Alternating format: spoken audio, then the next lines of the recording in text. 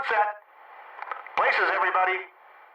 And action.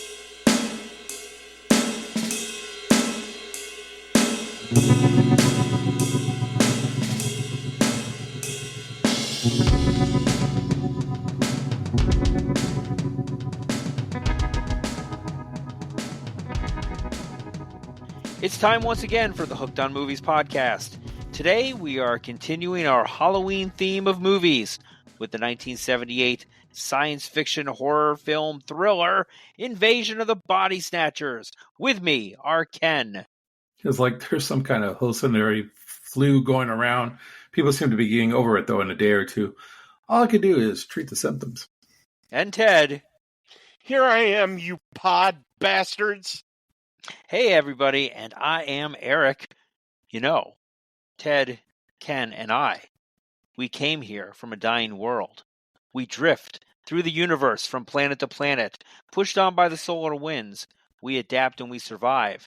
The function of life is survival.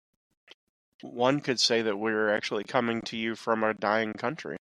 You could say that, but let's talk I'm about not gonna that say in that. November. You Yeah, can let's- make that argument. We'll chat in November about that one. We'll see how things turn out Exactly. on the political spectrum. There's the horror story of October. There's your horror movie, The Election. Ah! All right. So, Ken, this week, what's going on, man? What's new? Checked out a new TV show called English Teacher. I watched the first couple of episodes. Pretty funny. Very interesting. I'm also continuing to finish up The Discovery of Witches. I should be done with that sometime this week, I would think. Outside of that, I didn't buy any movies. I got a PlayStation 5 by Ooh. and I didn't pay for it at all. I got You it off stole the back of a truck. No, I earned it. I do this thing where I earn points by going to the gym and tracking my steps and stuff, and I earned enough points for the PlayStation 5, and so yay, I got it. And Sounds that's like basically a cover story to me. Yeah. It is. Yeah. How about Points. you, Ted? It's been a kind of a boring week. I've been rewatching one of my favorite series from sci-fi called Warehouse 13. I'm almost Yay. done. I'm almost done with that. I enjoy that show tremendously. But other than that, I haven't really watched any movies or anything this week. It's kind of odd because I've been watching a lot of sports, and that's what I've been doing. And Yeah. Yeah. Those NFL games, man, they were exciting. how about you, Eric? Well, not too much happening on my side. I'm continuing season 3 of The Sopranos. So I'm so good. really, really getting into that. And I forgot, when we talked about it last time, the end of season 2 is when they killed Pussy on the boat. Yes. Yes, that was the season 2 finale. Yeah. Now they're just wiretapping his house when he's out of town. And then random movie purchase. I was in one of our good movie stores there, Disc Replay. There's a shameless plug for them. Maybe they'll become an advertiser. Probably not. Yes. Exactly. So I purchased. Give us your money. Yeah, really. I purchased John Wick 1, 2, and 3 on 4K. They Okay. were practically giving them away. They're giving And them that's away. that's about it. A lot of football over the weekend, Monday night. I know there's a game on Thursday. So, yeah, that's where we're rolling. I do have a shout out for a new listener that I made friends with. Her name is Kim, and she's from Washington. Illinois or No, state. Ooh. So she is a new listener. Hey, Kim. Hi. Well, she's in Washington. She might be. You never know. Yeah, Washington State, man. All right. Well, that Sounds like a good place to go. It's beautiful. I was just there a couple weeks ago, Yes, you were in Seattle. and I ungodly forgot to ask. expensive. Did you Yeah. go see the Jimi Hendrix statue? I did not. Oh, man. I did not see the Hendrix Man. statue. Next trip. Yeah. Did you go visit the original Starbucks or? We did. Yep. Yeah. Yes. Yeah. And you know what? Fun fact, it's not really the original. Oh, that sucks. So the original actually is about 4 years older, and it's literally just a little warehouse store that they sold beans out of. That's stupid. Yeah, so this is the oldest one. Gotcha. It's from 1976. It's the oldest one. It is riddled with tourists. I mean, of course it is. Impossible to get in. Yes. So I just took some photos from the outside. That's what everyone does. And we went to the Starbucks Roastery in Seattle. Okay, that's It's only cool. like 4 or 5 in the world. Did you have a fish thrown at you? I did not have a fish thrown at me. Oh, come on. You didn't do any of the touristy stuff. No. Sorry. Man, Baseball game, Space Needle. Oh, you did the needle. Okay. We did the needle. There's some glass blowing museum right next to it. We went to that. Saw a bunch of lighthouses. Went to some nice micro brews. One was actually in a casino. Very good. That was actually very good. And flew the drone while we were out there too. Well, there you go. Yeah. That. Good time. And it's ungodly expensive to live out there. I'm sure. Yes. Wherever it's pretty, it's expensive. Yep. So, Eric, when was the first time you saw this movie? Boy, I was thinking about that. I probably saw this movie probably on cable. Maybe I rented it. I don't know. Probably in high school, sometime around there. I watched a lot of movies. That's where I really, really got my love for the cinema. So probably sometime in high school for me. What about you, Ken? Cable. I would probably say, definitely cable. I would say mid to late 80s, actually, kind of a little later. I actually watched the original version of this movie before I've seen this one. I know you are fond of that, too. I'm very fond of the first movie, yeah. And how about Ted? This was my first watch of this particular movie. I have seen the original as well. As a kid, I saw the original during like the Saturday afternoon horror thing that they had a special host that would host in like a Svengoolie knockoff. Yeah, like a Svengoolie type of a deal. It was, I think his name was Captain America or something like that. Captain America. No, it was Captain USA because it was on the USA Network. Captain Chaos. Movie. Yeah, he was a doofy-looking guy, but anyway, he would show old horror movies, and then of course he would have his little comments and stuff. But I saw this one for the first time this week. Oh, we are going to be very curious to see what your thoughts are on this movie. Yes. So what qualifies you then, Ted, to review this movie? About an hour and a half ago, I just woke up from a pod. How about you, Ken? I was in a relationship where I showed no emotion at all. Was or is? Was or yeah, I was just going to question that. I'm saying was. Okay, that's smart. Okay. To protect the innocent. Right. Of course. Which is myself. Of course. Yes. So, all right, Dragnet. Yeah. And you, Eric, what qualifies you? I actually once had someone throw a glass bottle at my windshield of my car. Sweet. And like crack for it. real? Yeah. No shit. Not as bad as his windshield. It was just a beer bottle. It wasn't a wine bottle. Just a random question. Why the fuck didn't he get his windshield fixed? That was a city vehicle. Oh, he was driving a city car, and you know how the city is. Yeah. Fuck the city. I like how he puts the wipers on, just the glass is just... Yeah. The city's supposed to be San Francisco, right? San Francisco. You got it. I got it. Back before all the homeless took over. And before it became the most expensive place in the whole world to live, it's top 3 right now. For the world. It's probably top 3 of people moving out, too. It's got some issues. And we could do a whole podcast just on the issues of San Francisco and the Bay Area. I want to say it's Dubai and then San Francisco. It's freaking crazy it's out because there. San Francisco has very limited real estate. Well, There's no room to grow. All of the tech bros came in and took over. Oh, they left. They're gone. No, they're all in San Jose or they're in Texas. No, the tech boom in the city of San Francisco is done. They all moved to San Jose, Silicon Valley. San Francisco's in the middle of Silicon Valley. No, San Francisco is north of Silicon Valley. But San Francisco doesn't have any new construction. Everything is established. Isn't San Francisco where Google's located? No. Google is down by San Jose. Google is down by the new San Francisco, or I guess not new anymore, 49ers Stadium. Oh, gotcha. Levi's Stadium. Yeah. Levi's, so it's like 50 miles. That whole Bay Area is huge. Yeah. It's massive. It's just That's what she said. That's right. Yeah. But still a beautiful city. It is. And I think much more beautiful in 1978 than it is now. So, Most likely. yes, definitely. Well, if you are listening to us, you're listening to this podcast on probably one of many of the platforms.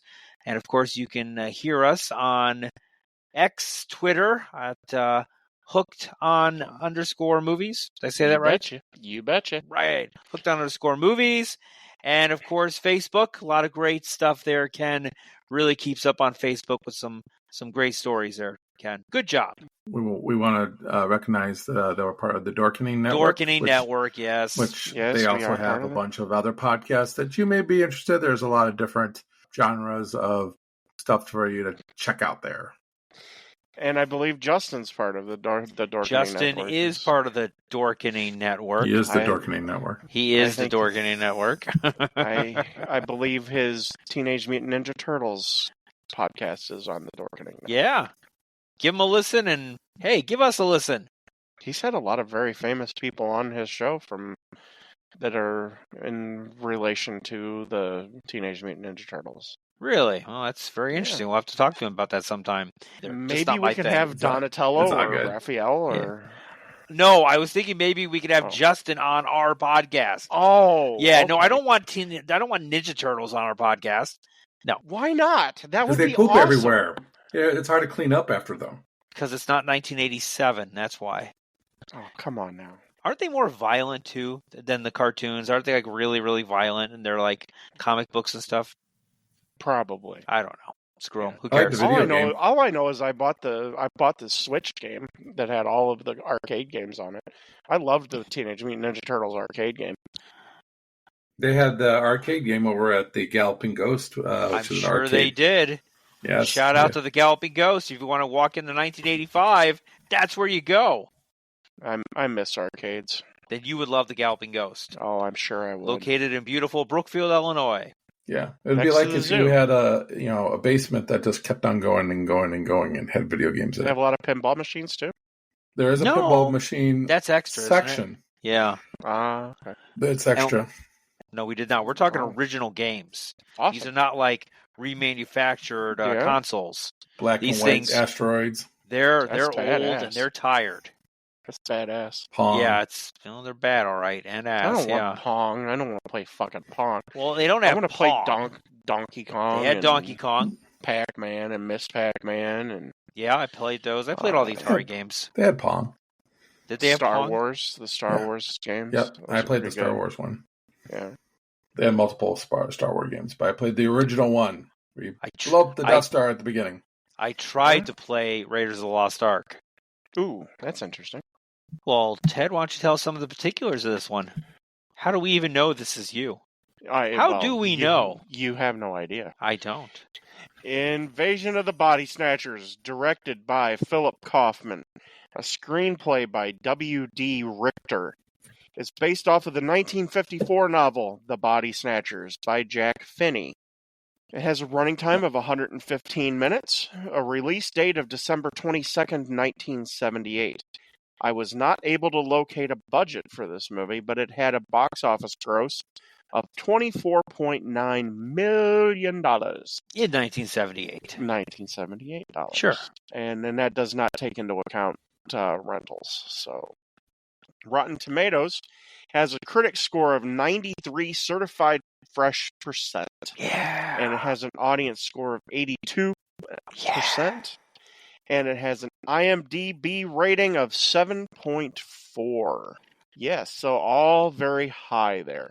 Jack Finney, he is not mentioned in the great science fiction authors of the mid-1950s, along with Philip K. Dick and...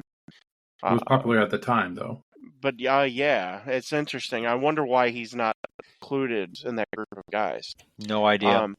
Me neither. But he wrote a hell of a book. Yeah. Invasion of the Body Snatchers stars the very recently departed Donald Sutherland as Matthew Bennell, Brooke Adams as Elizabeth Driscoll, a young Jeff Goldblum as Jack Belichick, Veronica Cartwright as Nancy Belichick. I didn't actually know that they were married. You didn't realize they were Yeah. husband and wife? No, I just Okay. thought they were dating. No. And of course, Maybe they're brother and sister.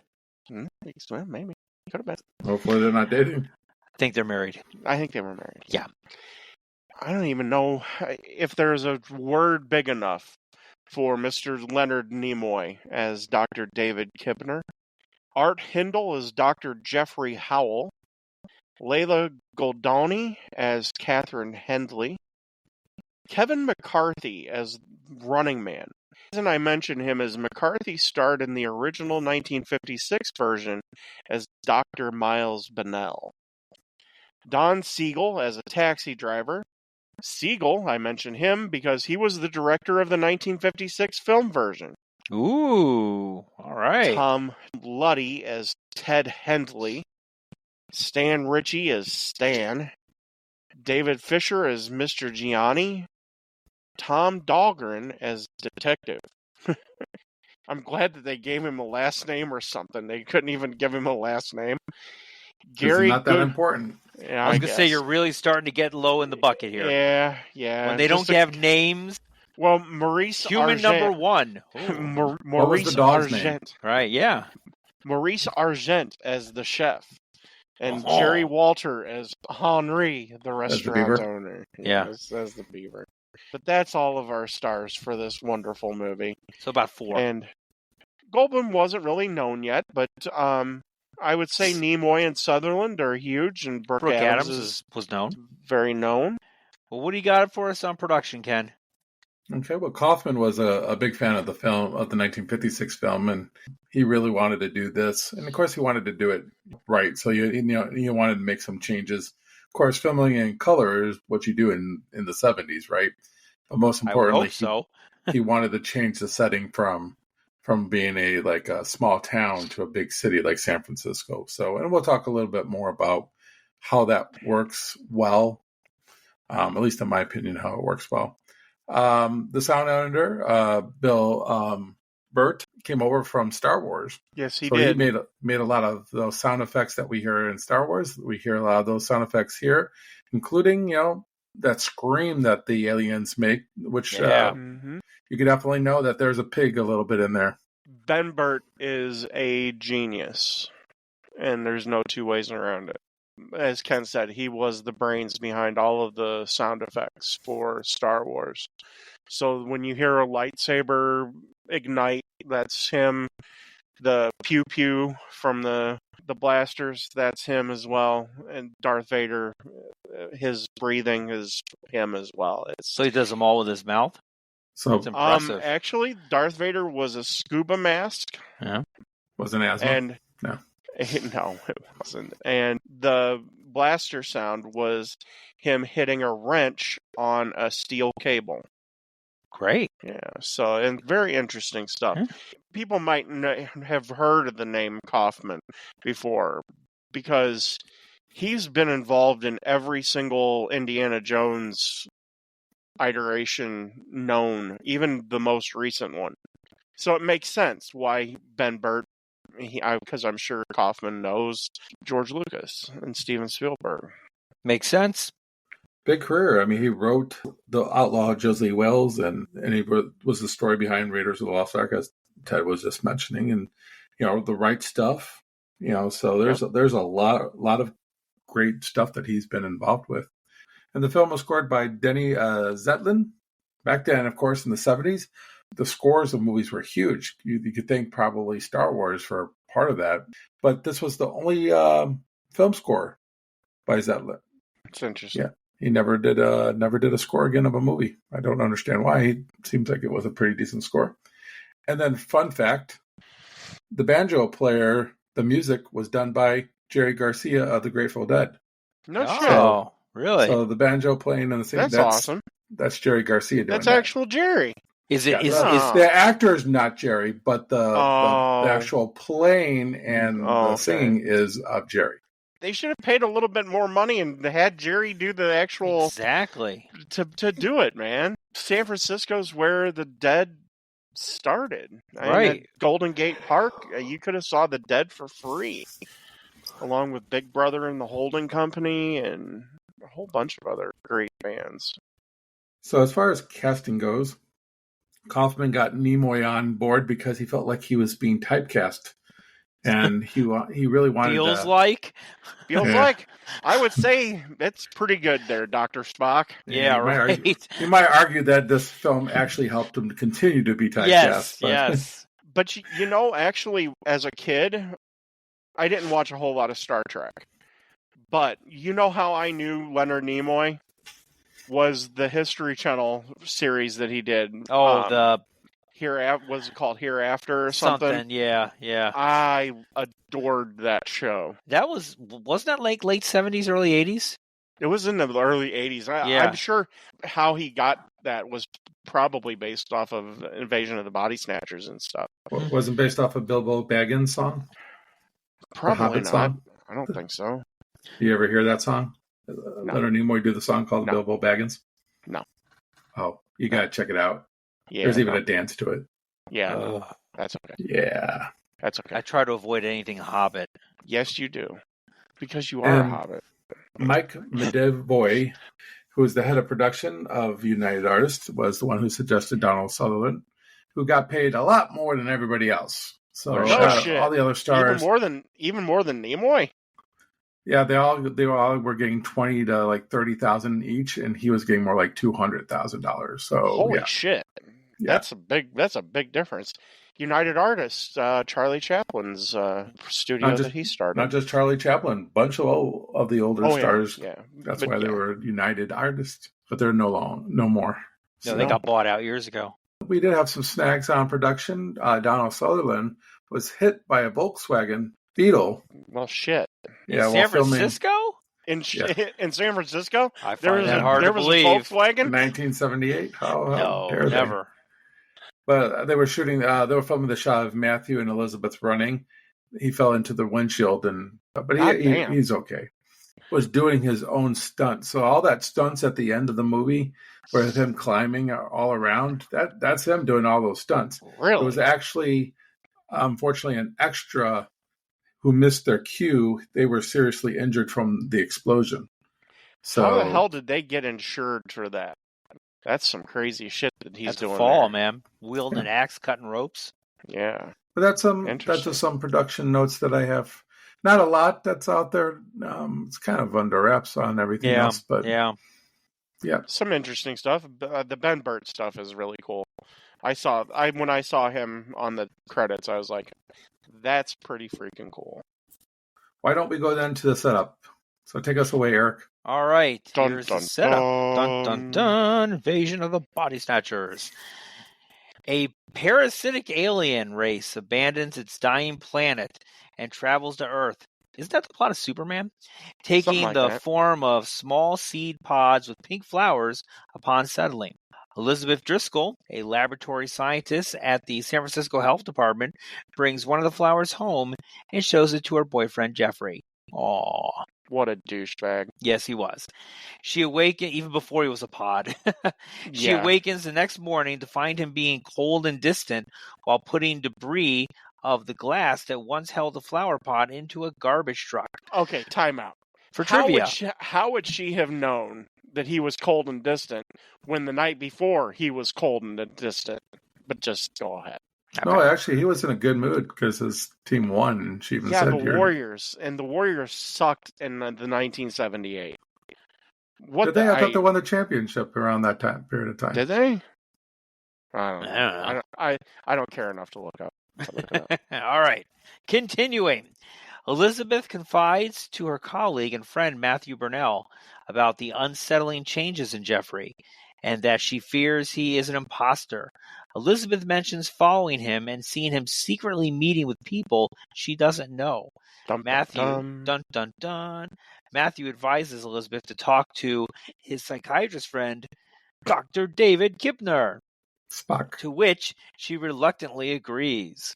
Live long and prosper. On the way to Kibner, a hysterical man warns Elizabeth and Matthew of danger as a mob pursues him. The couple follows the mob only to find his dead body surrounded by emotionless onlookers.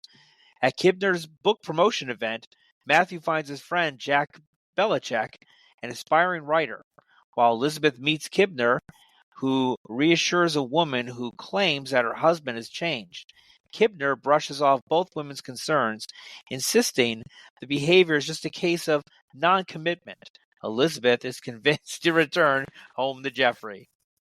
And that's where we end part 1, the setup. That's He's a a real interesting shitty place to end. psychiatrist. Oh, That's a real interesting place to end part 1. I love it. Because, I mean, all he basically did, the only more He just took the man's side, pretty much, is what it was. Yeah. The only more condescending thing that he could have said to Ted said to either one of them was, "Are you on your period right now?" Yeah, right. It's Yeah. It's like, what's wrong with you? He's right here. Yes. It's freaking amazing how. Oh, So I have one question. I have several. The first pod person that she runs into is the school teacher, right? Maybe. I'm not 100% sure on that one. Because she looks really weird at her. Yeah. And then there's the priest. Robert Duvall. Robert Duvall. It's actually. Yeah. He acts really freaking weird too. Mhm. Well, and he's, it's just he's like on the swings Which Right, is a well, little yeah. weird in itself. with the Yes. blank stare. And that's kind of the cool thing about this movie is leads you into that. Okay, and obviously we'll get to the end, but is the motionless really human or unhuman? Because you really don't know their personality before. my bigger Priest question on a is, swing was a little concerning yeah, So. it was around children. Well, concerning. yeah. So it was real life. Really, it was real life being played out. Yeah. Yeah, all of the major science fiction writers. Science fiction is essentially used as an allegory for something in real life. Now, if this was remade today, it would come through the cell phones. Because you've heard people actually referred to as pod people because everybody's attached to their phone. Yes. So it's in the zeitgeist of common knowledge now. I wonder what was it Finney or Kenny when he wrote the book, what he was trying to make a point of in the 1950s society. It was McCarthyism back then, wasn't it? McCarthyism. Those damn communists. That makes sense. Yeah. That makes sense because you are in the McCarthy era. You're probably 100% right, Ken, to be perfectly I honest. think 97.5, but yeah. 7 points for Ken. And the extra point is good. Because I always try to make that connection when we're dealing with science fiction and science fiction from the 50s, because they always had, there was a bigger point that was Always. being made. Yes. The whole concept of the pod person is very intriguing and interesting to me. I would say this, though, as far as the school teacher, it is interesting that she's making all the kids go pick flowers. Yes. Right. It is odd that's and what she looks really weird at her. Why are you having the kids pick the flowers? Well, you picked the flower, and you took it home, and you're the reason why your husband / boyfriend or whatever he is now an alien. Because if you didn't bring that home, that wouldn't have happened. Boyfriend.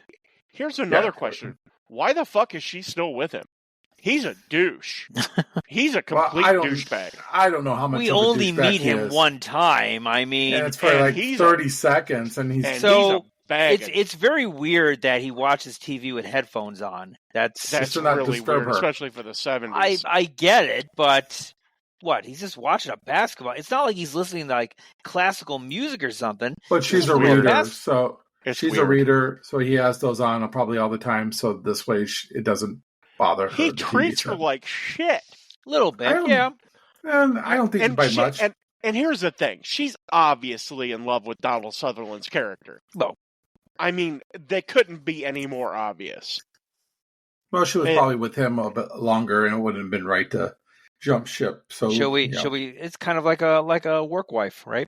I think it's actually something deeper. I think there's actual feelings involved. I think it develops as the movie goes on. Maybe initially not as much, but I think there's a playfulness. Yes, they're flirting on the phone when he calls her the first time on the phone. Yes, they're flirting. Hey, baby.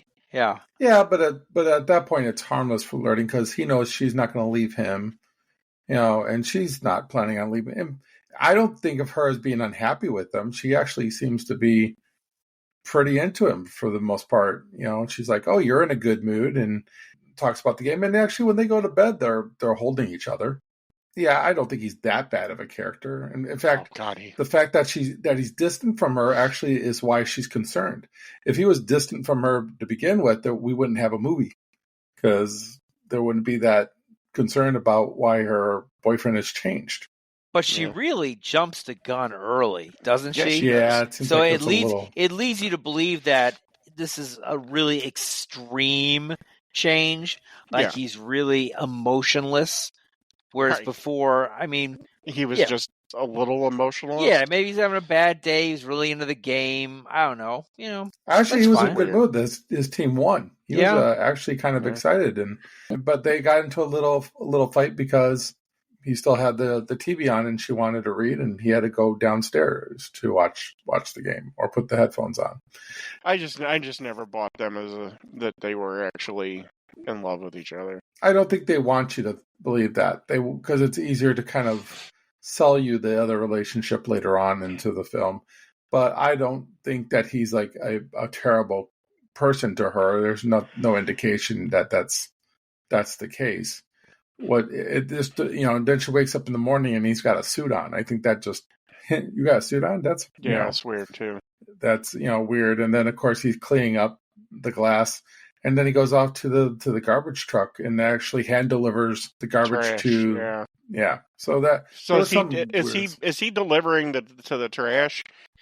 Is he delivering his pod out to the trash? Is that what he's doing? He's delivering the remains of the person he took over. Okay. Yeah. Gotcha. Yeah, because if later on we see what happens to people once once they've been taken over by the pod people. His transformation happened very quickly. Overnight. No, not really. Overnight. I mean, seems like everybody else has taken a while. No, I think everybody else is kind of is a fast process.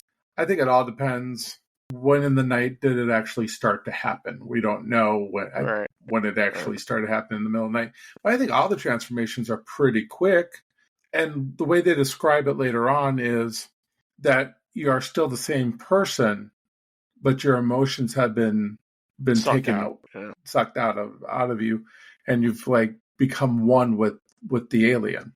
I think it's an interesting way we meet Donald Sutherland's character too, where he's going after the French restaurant. He seems like a dick at the beginning of the movie. He does seem like a dick. He's going through the food, and somehow he knows that this food that he's going to inspect is tainted. It's like he has it out for that restaurant. Oh, he clearly does. He's been there many. He's on a first name basis with him. Yeah. He's got an issue with a lot of the restaurants in that city. He probably planted that turd into that dish. No. Oh yeah, he did. It's a caper. It's a caper. Come on, you've looked at the back of restaurants. Let's be honest. Oh yeah. Come on. You know exactly what dish to go to get it's a big boiling bowl of whatever. Right? I don't know exactly. Yeah, I don't know exactly what it was. Oh, some type of pasta dish or something like that. Oh, it was something with a secret ingredient. Yeah, I did like that scene because you could tell when he walked in there, like the whole staff just went quiet. Oh, and the whole staff were giving him the dirty look. Yeah, yeah. And then of course, when he walks out, his windshield is busted up. The cooks over, having their little smoke or something. Oh yeah, he knows. He knew. They're just staring him down. They're like, "Oh sure, what are you going to do about it?" Yeah, nothing. He knows. Oh, they hate him. Oh yeah. Well, it's their jobs, because what he is doing could close them down. Yeah. And then, of course, the rest of the movie he's driving with that windshield crack. Well, it's a city car. City's slow at fixing anything. It's annoying. Yeah, I know. I feel like I was watching Ace Ventura when he. Yeah, right. We kind of jumped the gun, but the first scene with the aliens on their home planet. Oh yeah. And then I kind of like the way. It was a little cheesy, kind of the way it was, but I like the effect of, I guess they're using the solar winds, whatever the hell that is, to fly across the universe. Right, but I liked it when they actually kind of infiltrated the water supply, and was just on rain, landing on leaves and then taking over the leaf. I'm like, that's pretty ingenious. It is. It's and really they got these cool. flowers just appearing out of nowhere on plants that don't have flowers. Right, You're going to right. hate my comparison. It reminded me of Look Who's Talking with the sperm at the beginning of the movie, infiltrating Christy Alley. A little Just bit. just the way how they were flying But through space. you had that like music. You had the music in that movie. You had Bruce Willis and whoever else making comments. But which would it's the funniest part of that whole movie. It's about the only funny part of that movie. Pretty much. Yeah. Pretty much. Talk about comedies and low-hanging fruit. Yeah. Again, though, the score and the sound effects of this movie are incredible. They don't waste any time. No, right in. Boom. They jump right in. I don't know if that's bad or good, that this movie is very quick to jump in and already have people overtaken by the pod people.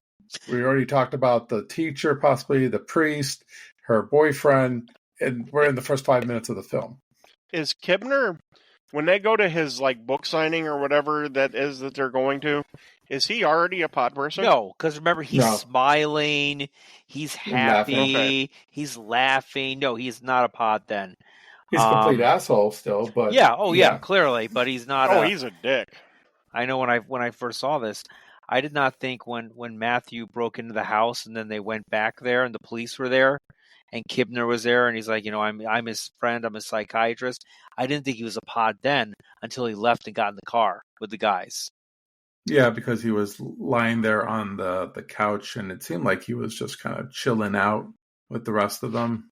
Yeah, there was just times where I just had a hard time understanding when he's bad. But we're kind of jumping ahead in the movie a little bit. A little bit. So my favorite part of this first section, of course, is Kevin McCarthy, who was in the original movie, who played the original lead. And he's coming out and he's, talking about they're here, you're next. And he's making all these statements. It's basically just taking off from what he was saying at the end of the original Invasion of the Body Snatchers. Now, I know that this character is not the same character from the original film, but I like to think he is. I like to think he is, that this has happened for a while now, that this happened in a small town, and that over the last 20 years, he's been evading them and trying to warn people. He's basically in the same suit, that he was in the 1950 version of this movie, saying the exact same things, and of course he gets killed. Yes. And they're all chasing him down like a mob. It just, Yeah. Which is very disturbing right there with the sense of mob justice that plays in early. Yeah. And then Donald Sutherland's character, Matthew, tries to call the police to try to get a record of what had happened, and they have no record. And they're like, that's impossible. You have to have it. And he's got connections because he works for the government. Health department. Why does Jeff Goldblum not want him to call the cops? Because he's paranoid that if you get on, like when he was at Kibner's book signing, when he called the cops, like, you call him up, now you're on a list. He's a little paranoid about authority. Yeah, and that's what maybe his book is all. Those books that he writes are all about is conspiracy theories. Could be. Which is great because that's what this movie starts off being, is a conspiracy. To take over the world, and who's going to believe you and who's not going to believe you. And I just think it's just crazy about the Kibner character, the fact that he's just so dismissive. Oh, I've heard so many cases of this. And he dismisses it as some type of hallucinogen that's going around. A flu. It's like, really? So you're going to not even remotely believe that there could be something about this? If one or two people say something, then okay. But you have more than that just constantly telling you this, and you're going to just blow it off. That's the biggest problem I have with this movie, is this guy is supposed to be a renowned psychiatrist. Like he's written books. He's kind of famous. Yeah, I think the mayor is his patient. He's a big name guy, and you make him look stupid. You think that he wouldn't be this stupid, this naive. I do like it when he grabs Jeff Goldblum and like screams and yells at him, like, "Why are you doing this?" Yes. Yeah. Did that shock you? Point. He wasn't a pod then, obviously. No, not at all. A pod person wouldn't do that. I wonder, though, if the pod people could pretend to be human. I don't think they could. I don't think I don't so. think they can too, because you have to have emotional range, right, to make that happen. Yeah. And they flirt with that a little bit throughout the rest of the movie, but we'll talk about when we get into the next section of it. But I just think it was funny that she's telling this guy that this is not her husband, and he's there, and he's just like, "Who are you going to believe, me or her?" Well, how about the dry cleaning guy too? Oh, I like it. That's not my wife. That's not her. Yeah. And later on, I like it even better. We'll talk about that later on when he sees them again. Right. But yeah. Right. But then she gives that look like evil look. Know who I am. Yeah. Yeah. Stares him down. Pretty much. She accuses him of that not being a coffee stain. Right. He's like, I know it's a coffee stain. I did it there myself. Yeah. That's pretty funny. You just say that's pretty funny. That's the only thing I think this movie lacks here. Comedy. There's nothing to kind of. Well, a lot of sci-fi movies don't have any. Well, here's the thing too. This is written in 1954. This is right around the time that Ronald Sterling started to write The Twilight Zone. This is essentially a Twilight Zone story. Pretty much. It's extended out. Right. Yeah. Except this is in a big city. The original's in a small town. It's a Star Trek episode, actually. Yeah, that too. I mean, there's an episode where a plant infects them and actually gives them emotion instead of taking away the emotion. It heightens the emotion. Just throwing that out there for all you Trekkies out there that listen to this podcast. Me not being one of them. Oh, you're original Trekkie. Star Wars is better. No. I'm a Trekkie from the movies, not the TV show. Oh, that's true. I don't hate the TV show because Shatner's in it, and Shatner is a god. How many years did it take for Star Wars to have a TV show? That's what I'm telling you, Todd. At least Star Trek didn't have a really bad Christmas special. Do not besmirch the Christmas special. Even George Lucas is trying to grab all the copies he can and burn them or put them in the landfill. It's one of the greatest tragedies in the history of TV. Oh, it's pretty tragic. It's a train wreck you cannot stop watching. Oh, some great science fiction there. That's all comedy, right? That's all comedy. Because we're jumped in so quickly into the takeover, there's almost no room for any type of comedy. Well, there's not, and it's not a comedy movie. You get a few little one-liners here and there. Goldblum obviously is his wit is a little sarcastic just when he talks normally. But I mean, sometimes you like to have something there to kind of cut the tension, and I don't feel like there's anything there. It's kind of like serious from start to finish, which is fine. Don't get me wrong. I just think that some of the characters could have been a little bit more well developed. Giving us a little bit, here we go. I haven't used this word in a while, backstory to these characters to get a little bit better feel of them. So, dum, dum, dum. Then you got a really longer movie.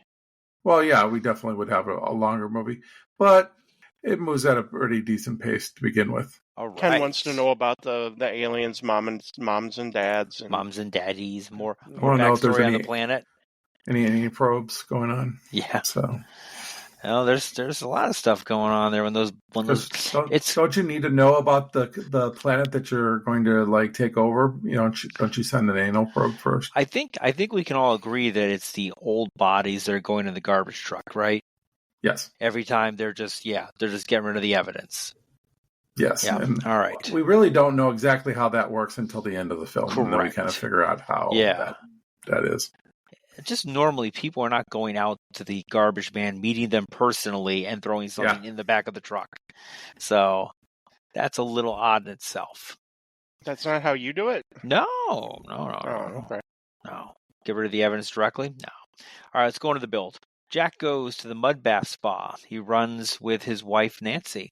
The two find a mysterious embryonic adult body resembling Jack and call Matthew to investigate.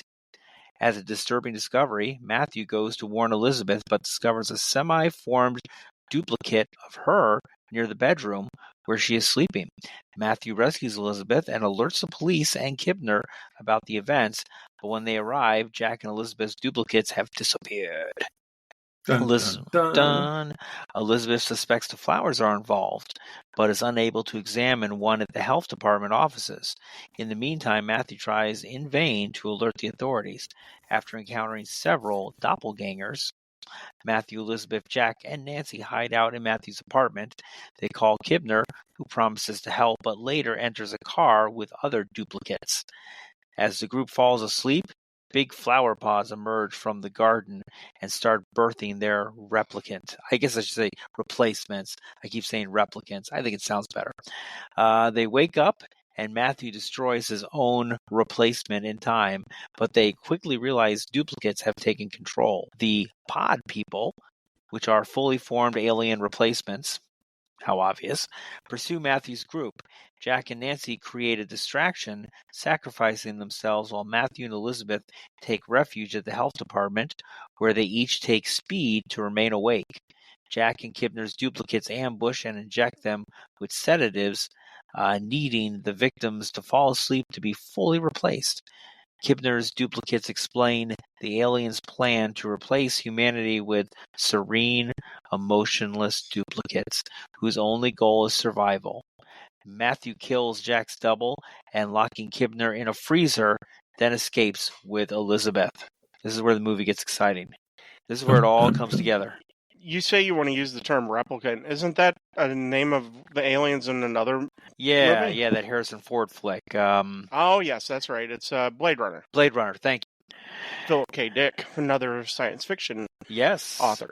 Here I like to discuss really briefly the differences between the original movie and this movie, because the original movie takes place basically in a hick town, a low population, out of the way of everything kind of town. Right. Where kind of everybody knows everybody's business. But now you got the city where they have these people get together for like book signings and just to meet other famous people, and then you got the mud bath spa. Everyone goes about their day, about their way, and they don't know anyone personally. That's an interesting place, though, too. Yeah, it's busier. That's the thing. Is it's so much busier. There's so much options. There's so much to do. And the guy that's in the bath spa, you can't even get out of it. It's gross. It's like, yeah, it's not good. I felt bad for her because she's got to help him out, and then she's got to rub him down, towel his ass off. Yeah, he's a regular apparently. And then you have the other guy that's there. Did he become? Yeah, he did. A pod person while he was there. Yeah, did he fall asleep maybe in the mud? And I think he already was a pod. Yeah, doesn't Jeff Goldblum say that there was some flowers growing in the mud? Yeah, that's what I was thinking. There's something in here. Yeah. I don't know. Was that a thing in the late 70s? Oh, mud oh thing? yeah, especially in California. I know the place looked kind of like a dump. It looked like a Greek spa. Yeah, no, it was popular at the time. I think of the TV show. The TV show Suits. Suits? Because there's a character in Suits that's one of the things that he does to relax is he does a mud bath. Yeah. You got Jack's character, his pod guy is there. Jack is slowly going to sleep and the pod guy is turning into him, but they're able to stop that from happening by waking him up. But the pod disappears. I'm just trying to figure out does the pod walk out the back door? I mean... maybe the other guy that was in there took it. We see him leave, but maybe he came back. Well, you have Leonard Nimoy show up. Yes, we know the pod did not fully form because his character is still alive. But it is interesting the way that they present Nimoy here, because even though we are saying that we don't know if he was good or bad at this particular point, he just shows up out of nowhere. But he just shows out of nowhere, and he has a blank expression on his face. Yes. Mm-hmm. But he was sent there by they did call him, but he didn't knock on the door and be like, hello. And I don't know why Matthew trusts this guy. If he's not giving him the advice and, because he dismisses Matthew. Even earlier when he's like, I don't think you're listening to what she has to say. And he's like, oh, you need to be quiet because I am listening to her. You just don't think I'm listening to her. Right. Why would he trust somebody who's a complete dick like because this? He's a doctor and they're pretentious and he thinks that, he's a psychiatrist. He knows. Yeah. He's a psychiatrist. He's not a real doctor. Come on. Nice. Isn't psychiatrists, aren't they the ones that can prescribe drugs, though? Yeah. So, he's technically a real doctor. No, I'm just kidding. He is a real doctor, but at the same time, why is being a psychiatrist the guy that you needed in this situation? I was wondering if you were going to go all L. Ron Hubbard on us. No. Scientology, my friend. Come with me. Yeah. With me. And you'll be in a world of pure imagination. Cult. They are a cult. I don't care what anybody has to say. Who? Scientologists? Yes. Of course they are. Who says they're not? Oh, you'd be surprised. I'm surprised that Matthew isn't freaked out more about what's going on. He gets to Elizabeth's place and sees Elizabeth there and thinks that's her. Right. And that, like, maybe her boyfriend had killed her and, like, put her into the plans for a which while. Which wouldn't have been a big stretch based off of his previous interactions. You bring that up, Ken, and that's an interesting point, because that's one of the things that I noticed is until the end, there's really no panic.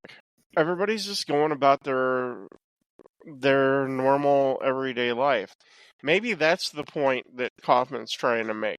In a big city, they're all isolated from everything else. And generally, when things happen in a large city, you ignore them. You just keep your eyes focused, and it's not my problem. Maybe that's the point he's trying to enforce about pod people. But it's just, nobody really gets too out of whack except for the guy that crashes through Donald Sutherland's windshield. True. Or under the car. He's the only one that's kind of freaking out about the whole thing, and because he's being chased by a mob too. Yeah, but Nancy's the exception to this rule. Nancy's actually freaking out. Yeah, she sees this body and she freaks out. When he opens his eyes, she freaks out. Everybody is like, "Oh, that's interesting." Yeah, right. Yeah. It's got hair. Nobody takes her seriously. Right. I don't want to be politically correct, but it's kind of misogynistic. Like, everybody's just like, patting her on the head. Well, it is 1978, too. That's true. Yeah. True. You can argue, though, that she's the smartest character in this whole movie. Yeah. I mean, yeah, you could definitely make that case. She's hip to all the shit that's going on pretty quickly. And she's like, you know what? Something's rotten here. Right. And maybe it's because she deals with the public. I don't know. Being that she runs that's the mud spa, or I don't know. But doesn't she also bring up some weird conspiracy theories too? If I remember right. Well, she is married to Goldblum. I mean, but she mentioned a few. Like, I can't remember off the top of my head, but I remember. Well, they were talking about the books and stuff, like recommended reading, and I think a lot of those recommended reading are kind of conspiracy kind of. No, not when they were. Well, I guess later on in the movie when they were like in the office or something talking, she was bringing up some weird conspiracy theories. So maybe. Yeah. Maybe. Okay. But I like her character though. Yeah. It's probably the most real of all the. He's the same person he is now than he is then. Oh, I mean, yeah, he's.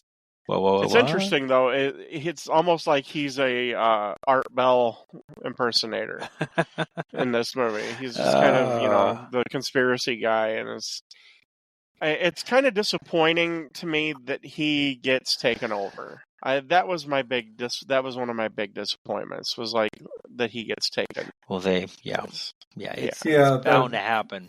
I mean, I guess they needed to get the couple to by themselves, and how you're going to do that by sacrificing yourself by follow me. But it just really weird of his character, because that doesn't seem like to be his character to do something like that. But it struck me as very funny that their answer to staying up was that they all had to take speed. It's like they all turned into crankheads all of a sudden. And so how about they find speed? Finding speed in California is not that big of a stretch with the Hells Angels running around. This is prescription speed. Well, they're part of the health organization. I'm sure they have some lying around. So. Oh, yeah. I mean, so basically the answer is we all need to turn into motorheads. But here's the thing, though. It's kind of funny. Okay. I get it. We find out that if you fall asleep, that's how they get you, right? Right. But you have to fall asleep sometime. you're popping speed like Pez every hour on the hour, eventually your body's just going to say, "I'm done." Right. You're either going to overdose or you're going to crash. Yeah, even crystal meth addicts, Right. like 5 days. But I understand it's early on. They just realize that they get you in their sleep. You have to do something to stay awake now, and then try and rationalize. Okay, what can we do? If I stay awake and you fall asleep next to me, what's going to happen? They get taken those sedatives, and which counteracts it. But at first, it looks like that it's working, and then all of a sudden, what? They get a second wind. What, speed, all of a sudden, baby, speed. I mean, the speed takes over. I mean, do they get more speed? I mean, no. Well, any type of narcotic that you take that's not an IV, okay, it's going to take a little bit more time to acclimate with your body versus an IV drug. Yeah, but they take it's funny. But they take the speed first. They take the speed first, and then they take the sedative, but they inject the sedative. Correct. So the sedative makes them a little sleepy first, but then the speed kicks in and kind of offsets it a little bit. It just buys. Essentially, they're taking a speedball. Yeah, it's just buying time. It's a little time, if that. Essentially, that's what, like 5 years later, that's what kills John Belushi. Yeah. Well, mixing a little heroin, cocaine, and that's a little bit of everything. Speedball, heroin and cocaine. But yeah, in this case, it's speed and as the sedative. I mean, it's essentially a speedball. Yeah. This is where we get Elizabeth saying, "I love you." I love you. I love you. I love you. Of course she does. She's loved him from the moment go. And they're about ready to die, so she finally can say it. And then that's kind of. I actually like this part. This part is kind of cool. Listening to all of them talk and Matthew saying, "You're killing me. You're killing us." Yes, exactly. Yeah.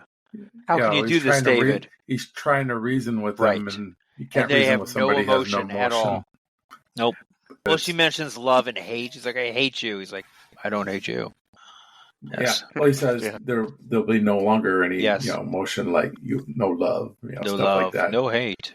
But they do freak out when people escape. They did pick a perfect person, though. Yeah, they do. Leonard Nimoy, playing Dr. Spock, who... That's Mr. Spock. Get it right, Mr. Doctor and Mr. are two different people. Dr. Spock is the baby doctor. I thought it was Dr. Spock. I thought he was a doctor. No, he's not a doctor. He's Mr. Spock. Mr. Spock. Dr. Spock's the baby doctor. How to raise your kids. I actually thought for a long time when I found out that there was a Dr. Spock that he was. You thought Nimoy wrote the book on how to raise your kids? Exactly. I was a stupid child. Most of the bastard kids. When that book was written, the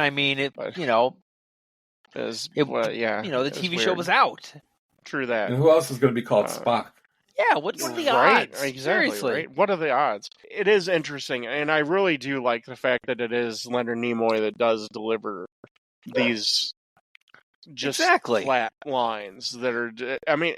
there's something inherently creepy about a guy who plays a pure good guy than being an evil guy. Yeah.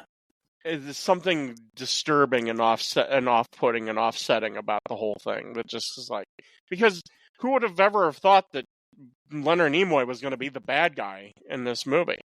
I would have never thought that.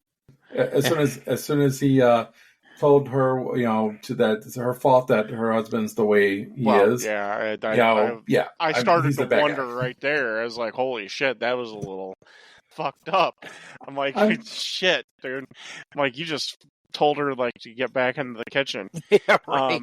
I'm sad here though. I'm sad because he killed Jack. Matthew killed Jack. Why do you have to kill Jeff Goldblum? I mean, come on, not Jeff Goldblum. Come on. Yeah. And then you throw Spock into the freezer. Freezer? Freezer. And he's like yelling with that. So. To me, that's some type of emotion. Con. Yeah. And of course, they're like, did you hear that? It's like, do they have super? Yeah, they're like, did you hear something? No. Yeah. No. It's pretty wild. I have to say. Like I said, I thought it sucked that Goldblum had to turn into a pod guy, but I guess then be killed. It is. Yeah. And then the pod killed. So I guess you can kill the pods if they're fully human-esque. Well, there's nothing really inside of them per se. I don't think there's any like bone structure. They're very hollow. They're very Yeah. hollow because Yeah. there's nothing inside. Like when he kills his duplicate, there's nothing underneath it. There's But no his skull. duplicate is not fully formed yet. It's not fully formed, but he's got a face, he's got a nose, he's got lips and everything. Yeah. But there's no skull underneath. When he Bashes his head in. Yeah. bashes his head in, His it was rubber hollow. head. Yeah. Their character, they turn into hollow people. Which is another kind of allegory about, not feeling and everything too. It's kind of interesting. Yeah, it's sad they couldn't tell Nancy that they killed Jack. She's on the stairs and she goes, "Have you guys seen Jack?" And they're like, And they're just like, "Well, let's get out of here." Nope. Jack who? Sure didn't. Jack who? Yeah. yeah, Jack. I know many Jacks. Yeah. Can you be Right. more specific, Nancy? What about Jack Hoff? Call up the bar. Is a Jack Hoff there? Jack Mehoff? What are you, Bart Simpson now? Yeah. Yes, exactly. Oh, who didn't prank call and do stuff like that in the 80s? Come on. Bars? Oh, the Crankakers. And you guys know that when they got into that cab, that cab driver was definitely, yeah, with all the Of course. questions, yes, Of Yeah. course. clearly, Of course. yes. I like how they're like, "Oh, we're not going anywhere. We're there to pick somebody up from the Yeah. airport." Yeah. Going to the airport? Yeah, that's it. Leaving town? Yeah, that's no. the ticket. Yeah. No, why? Why would I be leaving town? And that begs the question. Okay, so they're gonna get on a plane and they're gonna go somewhere. Where are they gonna go that hasn't been affected? You Well, don't we know. don't know if San Francisco is like the main hub at this particular point Yeah. because it rains a lot in San Francisco, right? It does. Oh, that's true. So in other areas of the country where they don't get as much rain, Seattle would be fucked. Well, yeah. Tampa Bay, yeah. Tampa Bay. Yeah, Tampa Bay. Portland gets a lot of rain. Well, remember, the pod people, they just travel and are just bringing the flowers in the pods. I mean, Right. that's their little luggage. They're the There's a flower rip people. on the flower people too of the 60s and Dirty 70s. hippies. I don't know if that's the point that he's going for, but Dirty hippies. I think there's bigger points that he's trying to make than to dish off the hippies. No, But I don't think the hippies are referenced Yeah. in this at all. How about we go to see if this movie sticks the landing there, Eric? Alrighty, we can do that. Matthew and Elizabeth find Nancy, who manages to trick the pod people by hiding her emotions. The three try to blend among the duplicates. This works until Elizabeth sees a dog-human hybrid byproduct of a damaged pod and screams, alerting the pod people, who emit high-pitched screams. In the commotion, Matthew and Elizabeth get separated from Nancy. Board a truck delivering plants to Pier 70, they find pods grown and processed in a warehouse. Noticing a nearby ship, Matthew briefly leaves Elizabeth, whose ankle is sprained, to investigate, only to find it being loaded with pods. Matthew returns to a naked Elizabeth, finding her asleep. He tries to wake her up, but she disintegrates while her duplicate emerges from the grass. Oh, that one is Naked. naked. Not the other one is. Yes, That you're one's right. naked. Let's clarify. Horrified and enraged. Maybe Matthew, a little turned on. I was thinking... He was Yeah. horrified. Do you see the look on his face when she like disintegrated in his Yes, arms? but then when he turned Yeah. around, he's like, well, okay. Horrified and engorged. Yes, horrified and engorged. the movie really takes off for him at that point. That's right. Matthew flees the duplicate, breaks into the dock warehouse, and burns down the building. And you notice she's walking around the place naked in there, too. You notice that? Yeah, of In the course. warehouse? Why not? I mean, yeah. hell's bells. That's why Eric likes this movie. You Huh? know, hardcore nudity helps. It's not hardcore, but it definitely helps. Yeah, it's Yeah. not hardcore. But it This helps. is- Destroying several plants and killing many pod people, he hides underneath the pier as pursuers search for him. Confidently asserting that he will inevitably fall asleep, a flashlight shines in his direction. Later, Matthew stands in the health department acting emotionless among the duplicated employees. While outside, he finds the real Nancy, still posing as a duplicate, and she approaches, expecting him to be the same as her. To her horror, he points at her and emits the duplicate's high-pitched scream. And that is the ending. That's a wild ending. It's not the I ending you didn't- expect. Because I you did kind of not see that expect him to coming. just be blending in as she was. Well, she Right. didn't expect that ending either. The No, actress, she did because not. they actually, Donald Sutherland and the director and the writer, they decided to not tell her because she Oh, didn't yeah? know That's a how it good was going idea. to end. Yeah. They didn't know how it was going to end. So her reaction is the spur of the moment reaction on how she thought her character would respond to it. Yeah. No, that's creepy as hell. Genius. I mean, It's a great ending. It's like It is. Saw. It's like the ending you don't Yes. expect. exactly. It is a very good ending because this is the guy that you've been following the whole movie. Right. This is your hero, Yeah. and all of a sudden your hero is not your hero anymore. Your hero And is just another pod. I feel like they cheated here a little bit. I feel like when he was in The Office, he Hmm? looked depressed. He didn't look emotionless. He looked depressed. He looked like he was looking at her and going, that was the love of my life. I don't have her. That was the vibe I was getting. It was like they were purposely trying to make us believe that he was still himself. Yeah, there's no way he could have worked alongside her as she was a pod.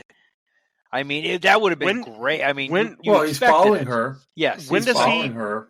when so, did he turn? after You the don't flashlight was shown. Yeah. All right. Yeah. There's no specific time. But I just feel like when he's in there, he doesn't look emotionless. He just looks depressed. Well, maybe Like- that's his emotional Well, state. He just realizes his girlfriend is a naked pod person. I mean, that depressed me too. Would it, Ted? Yeah, it would Okay. actually. Why do they need these humans to begin with? If they were able to travel down by water and they can grow on the plants, why don't they just be plants? Why do they require to be humans? Because they're a parasite. Yeah, survival. Yeah, they're a parasite. care of the parasite host. Like an insect. Yeah, Right, parasite host. exactly. Yeah.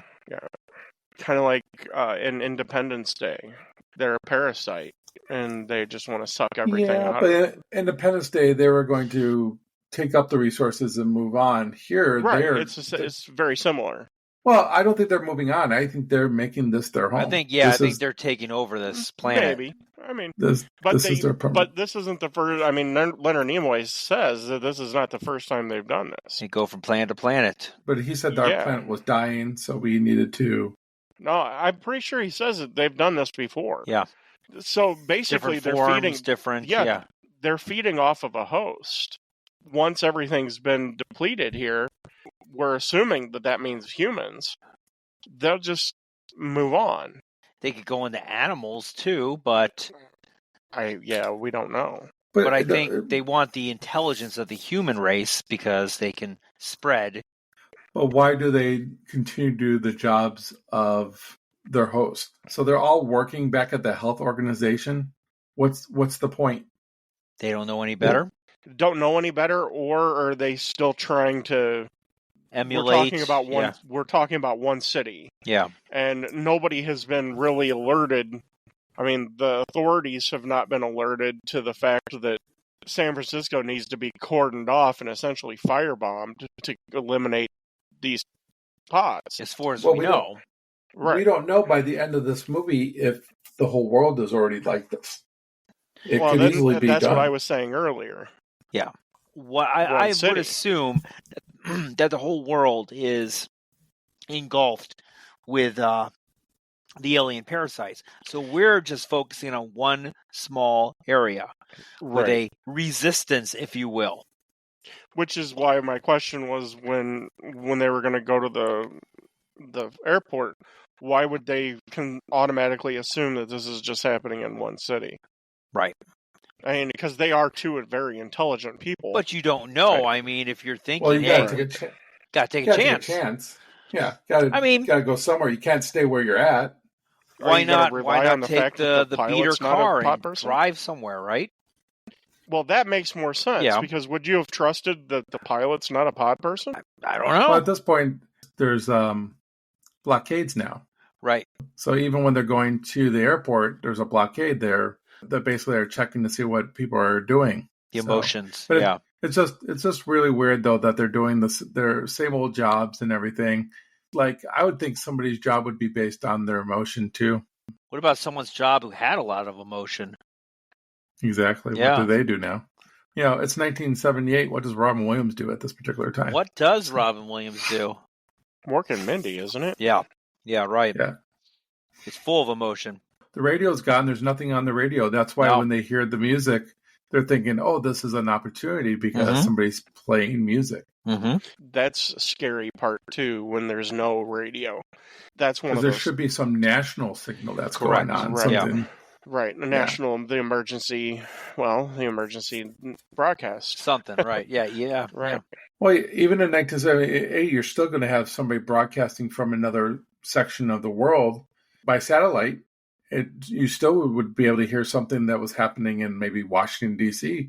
But all of your radio are all towers, so it's all going to be local AM and FM towers with a national signal going through it, but they shut the towers down. Yeah. Right. So there's no info going in, there's no info going out. You would have had CB radio. Yeah, right. That's exactly right. Get your CB radio out. All right, Rubber Ducky. That's right. No, you would have had underground broadcasting and letting people know what's going on. Ham radio operators. Well, that's the other thing where I thought that maybe there could be a underground section that are trying to survive. But because you only have these 4, now 3 at the end here trying to survive. It would be interesting if they found another group that tried to survive with them. And I'm sure there's other movies that have already tried to make that work. Well, it is a bleak ending, though, too, because that she's going to fault as well. Because the old movie gives you some kind of hope, because it leaves you kind of like open-ended on what might happen. Well, that's the brilliance of like Rod Serling and Twilight Zone. And well, there are also episodes of the Twilight Zone where there isn't any hope at the end of the year as well. Yes, when those are some of the best episodes. And there's some other remakes of this movie. I mean, we have a 1993 remake called Body Snatchers, which is pretty good. I would recommend to see that one. It's a underrated remake of this movie. And an Invasion, which I haven't seen, with Daniel Craig and Nicole Kidman, is another one that's based on Invasion of the Body Snatchers. Interesting. I think what stands out here for me, this whole movie, is Donald Sutherland. There's a reason why he's paid more here. He's the A-lister out of all these people at this particular time. And it shows. He's got a lot of things going on. He's got, you talk about he's fallen in love with the girl. He's having to deal with all that stuff that's going around. And everybody's kind of looking at him to be kind of the leader of it. Well, he's taking charge. He has to. Clearly. Yeah. Well, he's been, that's the type of job he has. He's a kind of take charge type of guy. That's why I probably see him at the beginning of the movie being an asshole, being like the food inspector, because he's the guy that's willing to do that. Well, he's been to every one of these restaurants probably half a dozen times. Not any longer. Right? I like how they go to downtown, I guess, San Francisco, and you got all these like little. When did San Francisco become New York City? Oh, with all strip joints, all the seedy part, yeah. Yeah. If there's anybody you're going to trust, shouldn't it be these guys that are selling you? Because they were showing emotion. Yeah. Right? Yeah. These are the guys that emotion. You should probably I'll go in there and watch whatever you want me to watch. Think, right? Yeah. Yeah. Because they were all showing emotion. Because it hadn't, for whatever reason, gotten to that. Apparently not yet. That area. Come on in. Yeah. Yeah, they weren't like that. It's like, hey, man, you want to see some titties? Exactly. You want to see the tatas? The door is open. Yeah, then I'd be a little red flag, right? Yeah. Right. That'd be a little disturbing. I want to see that. Yes. Yes.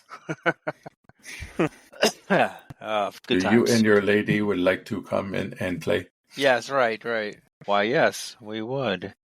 That is weird, though, with the part where they're like kind of trying to run away from them all, and all we see is legs. All you see is like them walking, and other people are walking, and then they speed up, and their legs speed up. They stop and they turn around, and I thought that was kind of silly, actually, to be honest with you. So I know Ted was talking about earlier about how the boyfriend of Elizabeth changed real quick.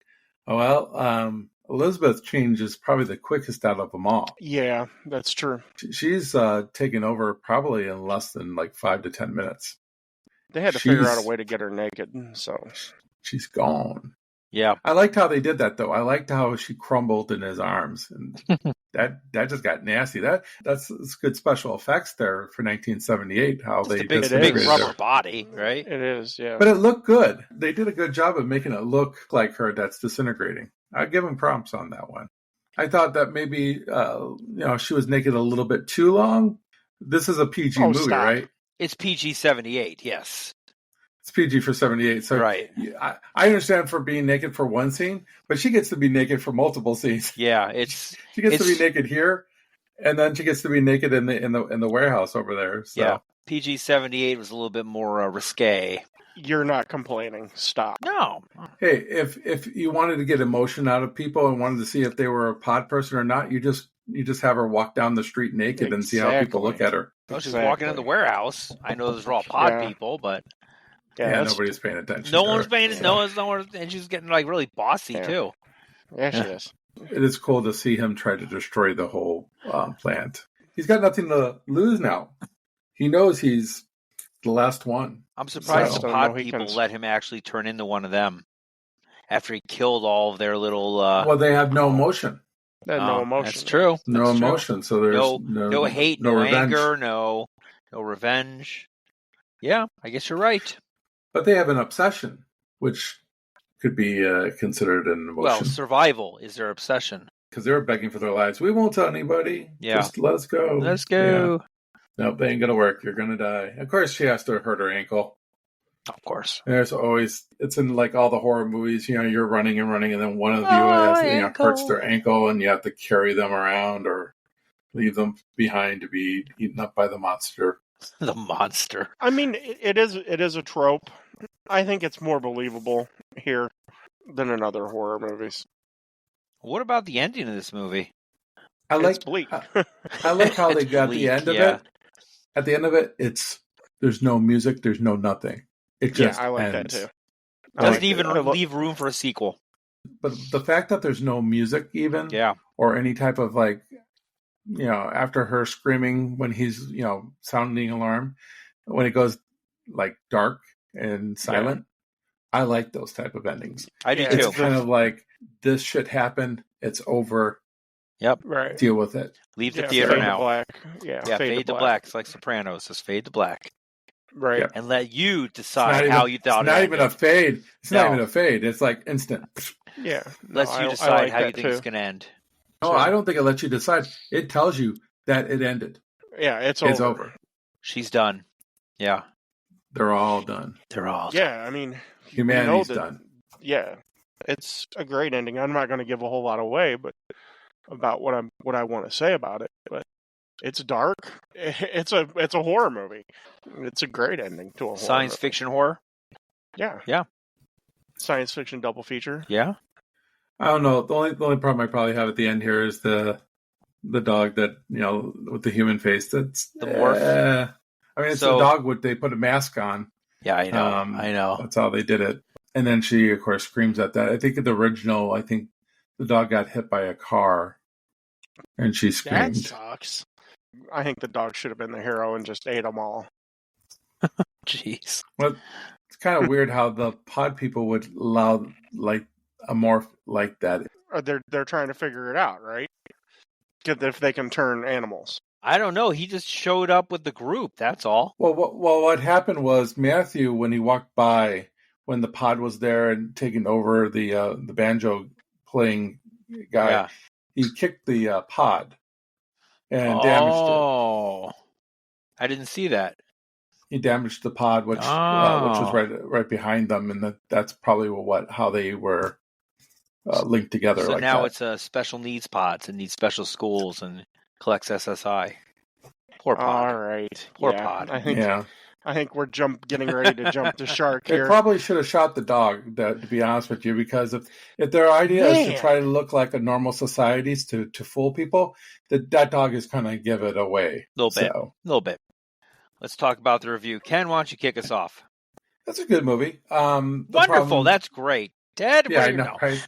I think the problem that I have with this movie is the fact that I had watched the original first and then saw this. It reminds me of Siskel and Ebert when they reviewed this movie. They're like, it's a good movie, but why was it remade? If the original was good enough, why did they have to remake it? we're talking about 50s to the 70s already being remade. We're not talking about 40 or 50 years down the road. But it's still good. And the reason why it's good is Donald Sutherland. He just does a really good job of the character. I think Brooke Adams does good as well. And Jeff Goldblum is showing us what he's going to be for the next 40 plus years. I was not surprised by how it ended because of the original, and I think that's why it hurts the grade a little bit. But the special effects for 1978 are really good.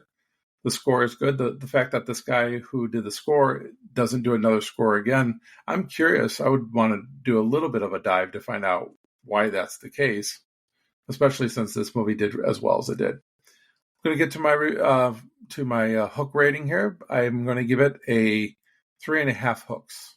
It's not something I'm going to go find again to watch, but if it's on, I'll watch it. If somebody wants to watch it, I'll say yes.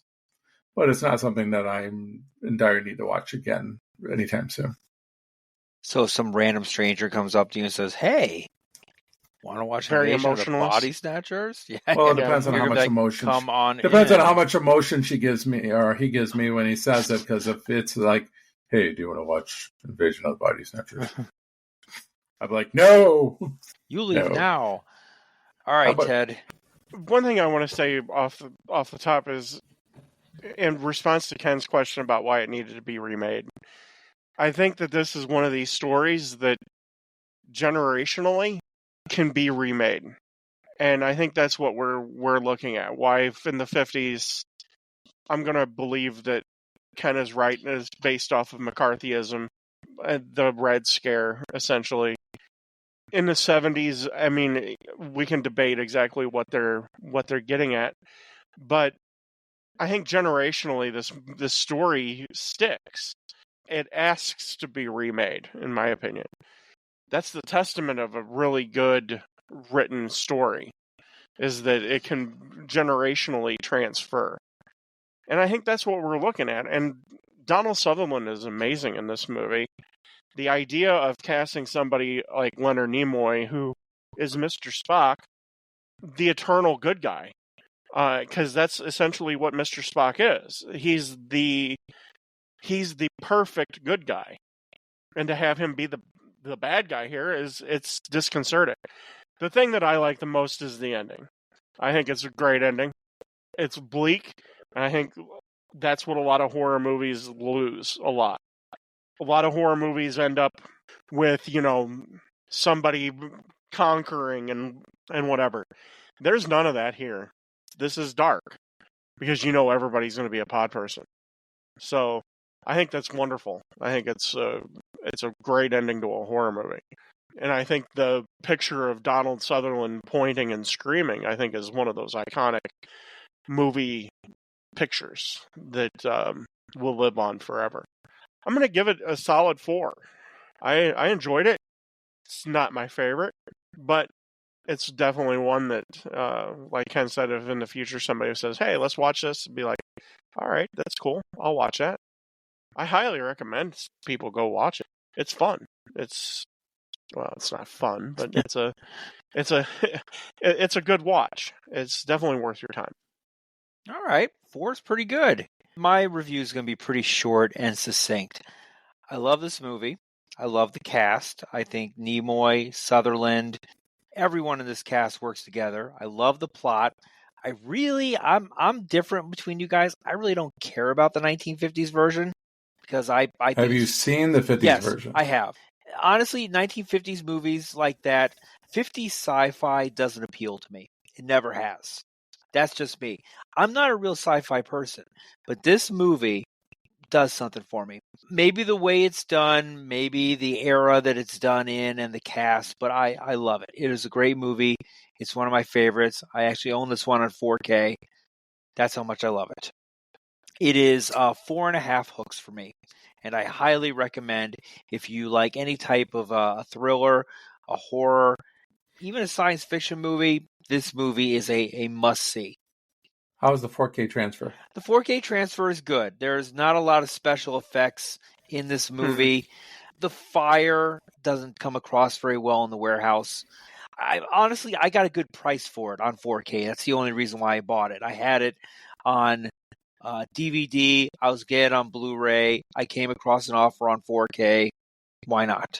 Because generally the older movies like this, there are very few that transfer well over to 4K. Only exception, honestly, Ted, is Kubrick films. Yeah, Kubrick and Lawrence of Arabia. Yeah, Kubrick on 4K is just is an entirely different movie. Well, a lot of those 70 films are very grainy looking, and for whatever reason, they don't there's no way to transfer touch them up. They don't transfer well. This isn't grainy. It transfers well, but there's nothing out of the ordinary. It's nothing that blows you away. So for the format, a lot of the special effects are practical. Yeah, practical effects. Yeah, exactly. So that it fits really well. Yeah. Ken, what's our next movie? Our movie is the 1991 family comedy horror movie, The Addams Family. Ugh. I was expecting worse from Ted. Addams Family, Raul Julia. Originally, I was going to go with the 25th anniversary of Sleepy Hollow. Oh God, I was expecting worse again. So we're going to go with Addams Family. So disappointing. Angelica Houston, Raul Julia. Okay. Christopher Lloyd. Yep. Yeah. Christina Ricci. Yeah. Very young. Pretty much an all-star cast. Pretty much. Started the trend. Yeah. Family friendly. No swearing. All right. Okay. Be on your best behavior. All right. Behavior. Yeah. Okay, great. I know what my quote's going to be next week. So. Do you? Mm-hmm. All right. Neither one of you better even think about taking it either. I won't. I promise you. I'll yield to you on your quote. Yes. Well, that's all the time we have for this episode of Hooked on Movies podcast. Thank you for listening. As always, I love Lamp. See you at the movies. Don't be a pod person. Drive fast. Take chances. See you next time on Hooked on Movies.